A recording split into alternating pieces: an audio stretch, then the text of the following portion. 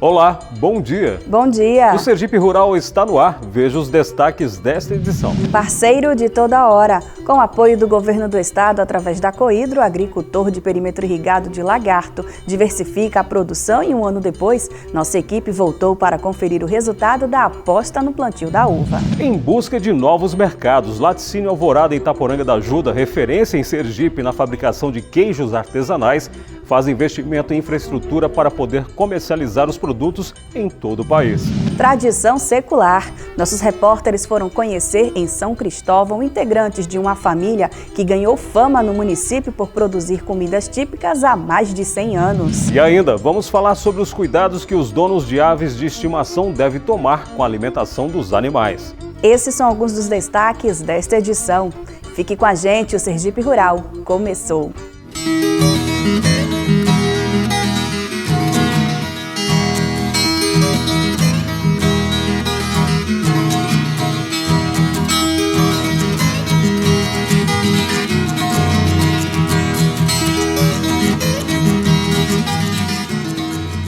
De olho nas inovações e criatividade do homem do campo, o governo do estado está sempre disposto a apoiar projetos que tragam geração de renda e desenvolvimento na zona rural sergipana. E o exemplo disso nós vamos mostrar agora ao contar um pouco da história do senhor Edélzio Vieira.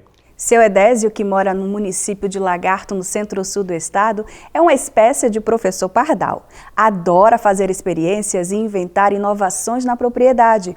Com a ajuda da Coidro, ele apostou no ano passado na produção de uva. E esta semana, os repórteres Patrícia Dantas e Jorge Henrique voltaram ao local um ano depois. E não foi difícil constatar que, além dos parreirais, ele adora mexer de variedades de plantios. Veja. A propriedade de Edélzio, no povoado Brejo, em Lagarto, é um espaço de experiências agrícolas. Em pouco mais de 5 tarefas de terra, é possível perceber experimentações de todas as formas, como a mais nova aposta dele, essas mudas de pitaia. Numa outra parte da terra, tem pinha consorciada com inhame. Tem um experimento com morangos e essa invenção de Edélzio para proteger o cultivo. Experiências realizadas com a sabedoria desse homem do campo e muita pesquisa na internet. Nem tudo sai como planejado, mas ele não deixa de insistir. Eu não sou professor pardal, mas eu gosto de experiências. Tanto é que eu plantei pinha aqui, que no momento que ninguém tem ainda. Mamão também era uma coisa que foi praticamente inovador aqui também, que quem começou quase foi eu aqui. Para acompanhar o trabalho de Edélzio, que é sempre sem rotina, o técnico agrícola da Coidro, William Domingos, está sempre por perto. Ele presta assistência técnica nos cultivos e para o uso consciente da água de irrigação pública. A relação deles na lida com a terra e na produção de alimentos é de verdadeiros amigos, muito mais do que um técnico e um produtor. Nós andamos juntos, lado a lado. O que ele inova, eu aceito, o que eu inovo, ele aceita também. Eu acho que a agricultura, principalmente o pequeno produtor, ele tem que inovar em tecnologia nova para conseguir alguma produção melhor. Da cabeça de Edélzio pipocam possibilidades, projetos e cultivos pouco comuns na região e que dão resultados graças à persistência dele. O cultivo de mamão foi uma aposta como essa e olha como deu certo. E já tem mais feitos a caminho. O morango também é outra coisa bem inovadora. E tem outras coisitas mais por aí que depois a gente vai mostrar. Eu me sinto muito realizado quando a gente faz uma coisa que dá certo. Eu me comprometi em produzir as pinhas aqui. Ainda não temos uma produção em grande escala, mas já comemos bastante pinha aqui esse ano. E o ano que vem com certeza já dá para comercializar. Já tiramos umas pinhas esse ano, de boa qualidade. Não foi comercializada ainda, porque ele distribuiu com os amigos e até eu levei também umas, né? Mas está de qualidade. No caso do morango, ele fez o plantio de morango aqui nos canteiros, eu alertei a ele, né? Tinha um grande problema de fungo, de bactéria, alguma coisa assim, que ele usa pouco agrotóxico, quase nenhum.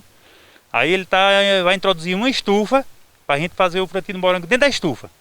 Aí eu disse para o senhor Edésio, aí agora o senhor vai inovar muito, viu? Porque morango em estufa é promissor. No caso, o mamão já era carro-chefe, né, dele. Do cérebro inquieto também saem verdadeiras engenhocas que são testadas na propriedade. Sem dúvidas, um verdadeiro campo experimental. Esse mini trator foi um dia um motocultivador que ganhou banco e alguns acessórios. É claro que fiquei tentada em pilotar esse invento que tem facilitado a lida diária de Edélcio. Confesso que adorei a engenhoca.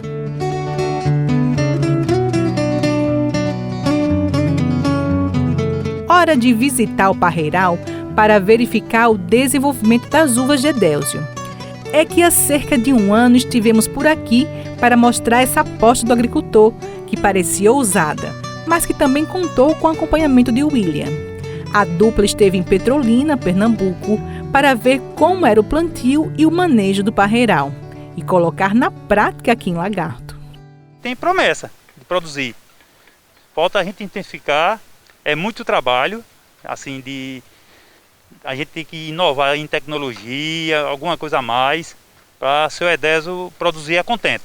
A proteção das uvas também foi um experimento de Edélcio. O papel manteiga envolvendo os frutos dessa forma protege de insetos e da gula de outros pequenos visitantes, como esse simpático macaquinho. Como prometido, experimentei os frutos que foram colhidos diretamente do pé e gostei muito da textura, da cor e sabor das uvas. Como qualquer experimento, o parreiral teve pontos positivos e outros negativos. Pontos positivos e temos pontos negativos também, porque a umidade relativa do ar aqui é muito grande, então ela dá muito doença fúngica. O oídio, o mídio. E essas doenças, ela brota o cachinho de uva, quando dá essa doença, ele não vinga. Ele seca inteirinho. E aí a gente perde. A antracnose também. Mas a gente tem procurado controlar, mas não, quando pega um período de chuva, adeus Mariana. Ninguém controla de jeito nenhum. E aí é assim. Mesmo com os problemas, nada desestimula esse agricultor inventor. Para ele, a terra sempre será um campo de aprendizado e de experiências. O coração fica a 1000 por hora. Porque uma gratificação para a gente é isso, é a pessoa comer e gostar. Mesmo que a gente não tenha lucro, mas pelo menos a gente sabe que está produzindo alguma coisa boa, né?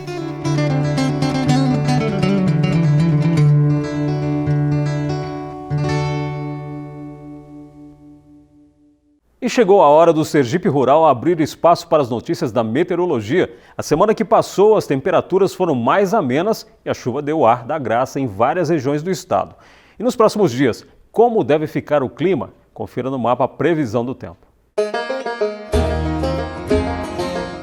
O Centro de Meteorologia de Sergipe prevê sol forte no sábado e no domingo em todo o estado.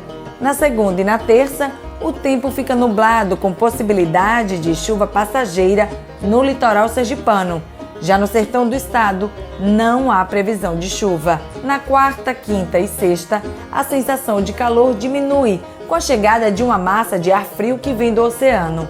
A temperatura durante a semana deve variar entre 21 e 35 graus. No município de Brejo Grande, a temperatura deve chegar aos 33 graus, 34 em Canhoba e 35 graus em Poço Redondo. A seguir, você vai conhecer a tradição de mais de 100 anos de uma família de São Cristóvão na fabricação de comidas típicas. E ainda, referência na produção de lácteos e queijos finos, Laticínio de Itaporanga investe em infraestrutura para conquistar credenciamento que garante a comercialização do produto em todo o país. É depois do intervalo, fique com a gente, o Sergipe Rural volta já.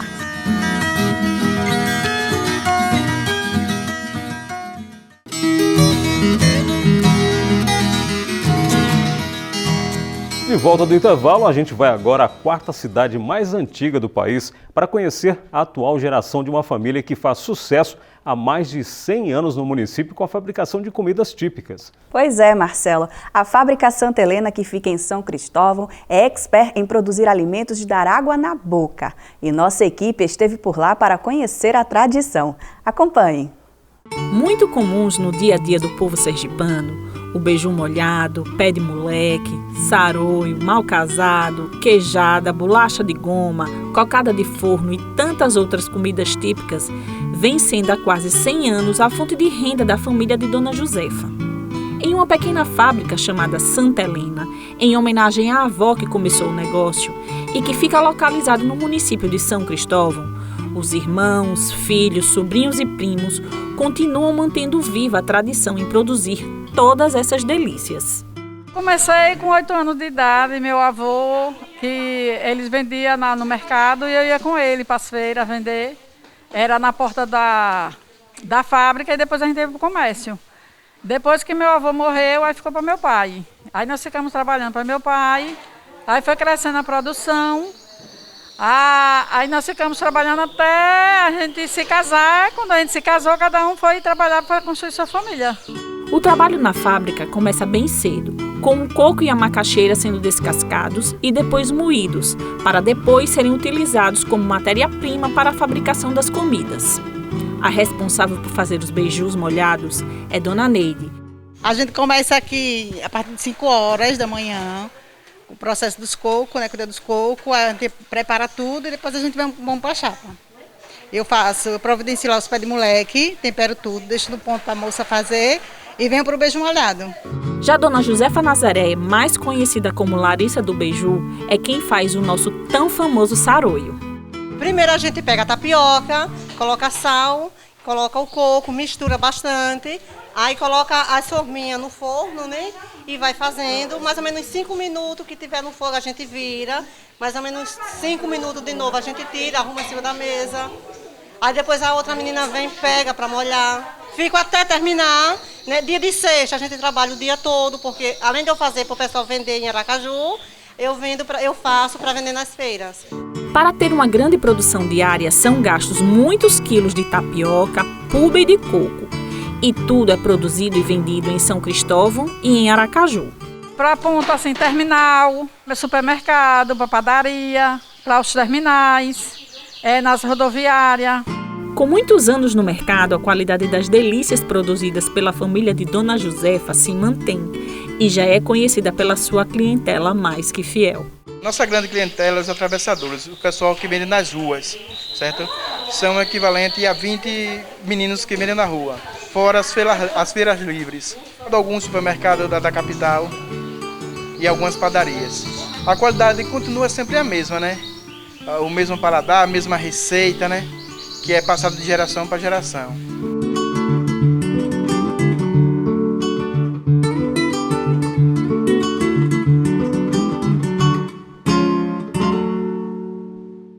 E o Sergipe Rural também esteve esta semana em Itaporanga da Ajuda para ver de perto o resultado dos investimentos da fábrica de laticínios, que é uma das referências na produção de lácteos e queijos artesanais em Sergipe. O objetivo da Laticínio Alvorada é comercializar os produtos em todo o país. E para isso não tem medido esforços para conquistar o SISB, Sistema Brasileiro de Inspeção de Produtos de Origem Animal. Veja na reportagem. Uma das primeiras adequações que encontramos no Laticínio Alvorada foi a plataforma de recebimento de leite.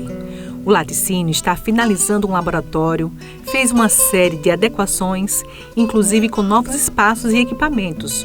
Nós tivemos que crescer devido à demanda e nós queremos expandir para fora do estado. Devido a isso, a gente teve que ampliar todo o laticínio.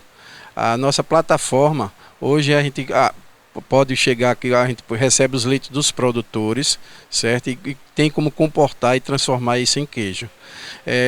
E tiramos nossos maquinários, botamos tudo no lugar só, ampliamos o almoxarifado, certo? E foi feita mais uma câmara fria de expedição. Hoje nós estamos estruturados para poder vender no estado e fora do estado.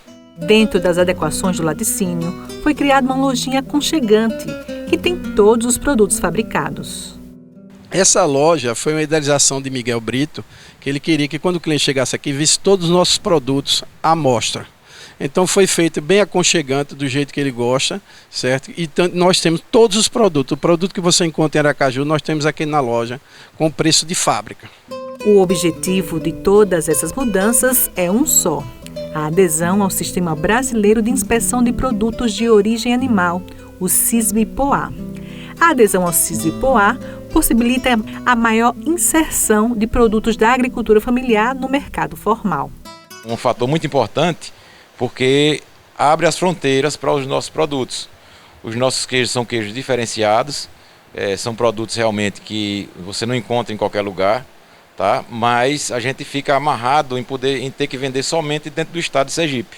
E o CISB do estado estando regulamentado, nós vamos nos enquadrar no CISB e vamos poder vender em estados vizinhos como Bahia, Alagoas, Pernambuco, Ceará e assim sucessivamente. Para se tornar ainda mais competitiva, a empresa aderiu aos incentivos do governo do estado, que beneficiam pequenas e médios laticínios e também produtores rurais. Na realidade, ganha toda uma cadeia. O governo, com isso, fomenta a produção de leite no estado, porque existe uma contrapartida. O laticínio, para diminuir os seus encargos, ele tem que investir, por exemplo, na melhoria da qualidade do leite. No nosso caso, foi doação de tanques para os produtores, que são parceiros nossos aqui do Alvorada. Tá? E isso realmente ajuda bastante a indústria de laticínio, porque é uma indústria que compra a matéria-prima, que é o leite, que é isenta e transforma em produtos que são tributáveis. E se não tiver esse tipo de incentivo que o governo deu, fica praticamente inviável se tocar uma indústria de laticínio sem esses incentivos. O trabalho é constante e fruto de um esforço contínuo dos que fazem o laticínio Alvorada. A agroindústria, que já levou vários reconhecimentos de excelência pelos queijos produzidos, também investe em produtos sob medida para consumidores de todos os tamanhos. Aqui nós temos nossa linha de bebida láctea no sabor de ameixa, natural, morango e salada de fruta. A apresentação dela é em garrafas de 500 ml. Nós estamos lançando agora um sachê de 1000 gramas, que é um sachê para a gente vender em redes de supermercados e toda a clientela. Aqui a gente tem o nosso creme de leite fresco. Aqui nós temos nossa mussarela temperadas, que são as mussarelas tipo trança, tipo bolinha e tipo nozinho, nos sabores de chimichurri. A gente tem pimenta calabresa, orégano e azeite. Tem os mix que nós foram criados nesse período agora, com a ampliação da fábrica. Nós temos a manteiga ghee sem lactose, muito recomendada para a cozinha, certo? Nós temos o queijo frescal, que esse foi ouro. Nós temos agora o kit de 3 queijos, que é uma coisa mais prática para um tira-gosto, que vem com matriarca, xander e padrão, certo? Temos o kit de 4 queijos, também muito vendido nas grandes redes no estado de Aracaju, de Sergipe, com madrugada, matriarca, padrão e xanda. Temos a mussarela em barra, certo? Temos o novo produto, queijo prato, tanto nesse formato como arredondado, isso aqui. Temos aqui a ricota, que é uma das ricotas mais bem vendidas no estado, é da Alvorada. É muito procurada a ricota. E temos também o queijo Minas Padrão, que também recebeu o selo bronze na última premiação.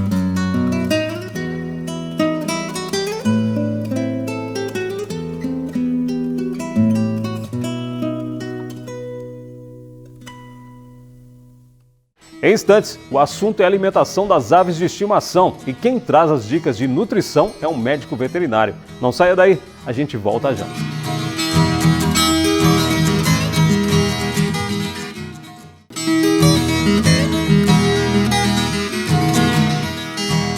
Quem cria aves de estimação já sabe, para que ela se desenvolva e tenha qualidade de vida, é preciso alimentação saudável e cuidados de manejo. Em entrevista, a repórter Ingrid Colasso, o médico veterinário Alexandro Machado, trouxe dicas nutricionais importantes para os donos dos bichinhos. Acompanhe.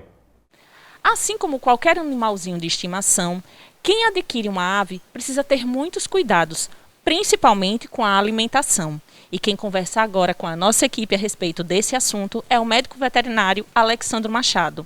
Doutor Alexandro, primeiro, quem adquire uma ave pensa que pode sair aí comprando qualquer tipo de alpiste, e isso não é verdade. Tem um alpiste diferente para cada espécie.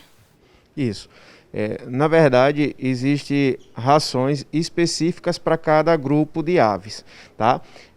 O que acontece muitas das vezes é que os criadores, os tutores, eles compram a ração muitas das vezes de forma a granel. Então, o que é ração a granel? É aquela ração que é comercializada, que está sendo exposta sem ser uma ração envasada, ou seja, uma ração que é ensacada. Então, essa ração que é comercializada a granel, ela tem predisposição a fungos. Por quê? Porque ela fica exposta à temperatura e ao ambiente. Então, são fatores primordiais para o crescimento desses micro-organismos. E com o passar do tempo, a ave, ingerindo aquele alimento contaminado, ela pode adquirir algumas enfermidades, como uma hepatite, uma cirrose, um problema respiratório, porque esses fungos, eles podem causar problemas hepáticos e problemas respiratórios. Então, antes da gente comprar o animal, a gente deve buscar uma orientação para saber qual o tipo de ração, qual o tipo de alimento mais adequado. Lembrando que existe ração à base de sementes e ração extrusada. O que é ração extrusada? É ração como se fosse uma ração de cachorro.